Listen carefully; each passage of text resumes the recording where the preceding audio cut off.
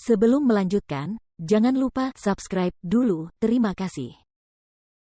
Bab 293 Kegagalan pada percobaan pertama. Hanya gumpalan asap hitam yang terlihat mengepul di atas suatu pelataran, disertai bau menyengat yang menyebar di udara, menyebabkan semua orang menjadi sangat waspada. Sepertinya itu adalah halaman yang Nona Sulung suruh orang-orang mengosongkannya. Nona tertua masuk ke sana pagi-pagi sekali dan dia belum keluar lagi sejak saat itu. Ya Tuhan, mungkinkah sesuatu telah terjadi padanya? Begitu pikiran itu terlintas di benak mereka, para pelayan perempuan dan pengawal pun berlarian menuju halaman, karena takut jangan-jangan terjadi sesuatu kepada nona tertua mereka. Apa yang terjadi? Apakah terjadi sesuatu? Ketika Patriark Tua Feng mendengar suara itu, dia berlari keluar dan melihat sekeliling. Ketika dia melihat asap mengepul dari salah satu halaman, dia agak khawatir dan bertanya, apa yang terjadi di sana? Tuan Besar Tua, itu adalah halaman yang diminta Nona Sulung untuk dikosongkan. Nona Sulung masuk ke sana pagi ini dan dia belum keluar lagi sejak itu. Suara keras tadi berasal dari halaman itu dan kedengarannya seperti ada sesuatu yang meledak di sana.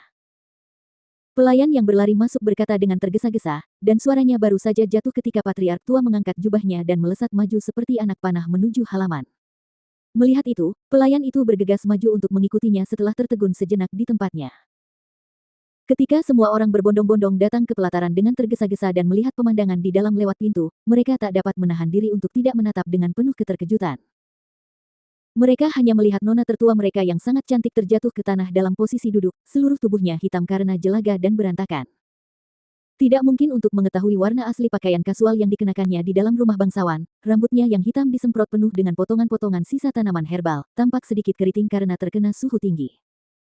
Wajahnya hitam dan putih di beberapa tempat, seluruh tubuhnya tampak agak menyedihkan saat dia duduk di tanah sambil batuk, sementara ruangan di depannya terus mengeluarkan kepulan asap yang membara. Apa? Situasi macam apa ini? Semua orang berdiri di sana menatap, tercengang karena terkejut. Seseorang kemudian tersadar dan berteriak, Nona tertua, apakah Anda baik-baik saja? Batuk-batuk, batuk-batuk-batuk. Feng Jiu yang terlempar ke belakang akibat ledakan hingga jatuh terduduk di tanah melambaikan tangannya untuk membubarkan asap hangus yang keluar dari ruangan di depannya sambil menutupi hidung dan mulutnya dengan tangan sambil masih batuk.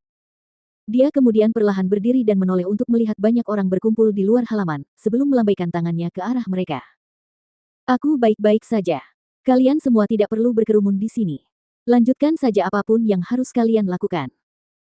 Setelah menyelesaikan kata-kata itu, dia kemudian berjalan menuju ruang alkimia yang masih mengeluarkan asap hangus. Percobaan pertamanya dalam alkimia, tungku itu meledak. Ledakan dari tungku itu telah menyemburkan semua ramuan roh yang dia gunakan, yang jumlahnya lebih dari 10 jenis. Bahkan dia tidak dapat menghindari ledakan itu yang kemudian membuatnya terlempar keluar, membuatnya menjadi sangat kacau. Dia membuka jendela agar asap hangusnya menghilang dan saat dia melihat sisa-sisa herba berserakan di lantai, ekspresi di wajahnya menunjukkan kesedihan karena semuanya terbuang sia-sia. Sungguh sayang. Akan menghabiskan banyak uang untuk membelinya. Feng kecil. Kamu baik-baik saja, Feng kecil. Bergegas masuk dari luar, Patriark Tua Feng segera masuk ke ruang ramuan begitu melangkah ke halaman sementara pengurus berdiri patuh tepat di luar pintu sementara orang-orang lainnya bubar. Feng Jiu menoleh ke belakang dan melihat bahwa itu adalah kakeknya. Ia mengusap hidungnya dan berkata sambil tersenyum, kakek, aku baik-baik saja, tetapi aku baru saja menyia-nyiakan satu tungku penuh tanaman obat yang bagus. Asalkan orangmu baik-baik saja. Aku mendengar ledakan keras itu dan melihatnya mengeluarkan asap. Kupikir sesuatu yang serius telah terjadi. Patriark Tua melihat bahwa dia baik-baik saja, tetapi terlihat agak kotor dan berantakan, dan dia akhirnya merasa lega. Saat dia melihat kekacauan besar di seluruh tempat dan melihat tungku pil, dia menjadi sedikit terkejut sebelum bertanya, Kamu sedang memurnikan pil? Saya baru belajar caranya. Dan saya sudah menghancurkan satu tungku penuh di sini. Feng Jiu berkata sambil mengangkat bahu tak berdaya. Lebih mudah saat membacanya di atas kertas, dan saya baru menyadari bahwa ada banyak rintangan setelah saya mempraktikkannya. Sambil menahan rasa terkejut di hatinya, Patriark Tua Feng kemudian berkata dengan penuh kasih sayang, jangan berkecil hati. Kakek percaya bahwa kamu pasti akan berhasil.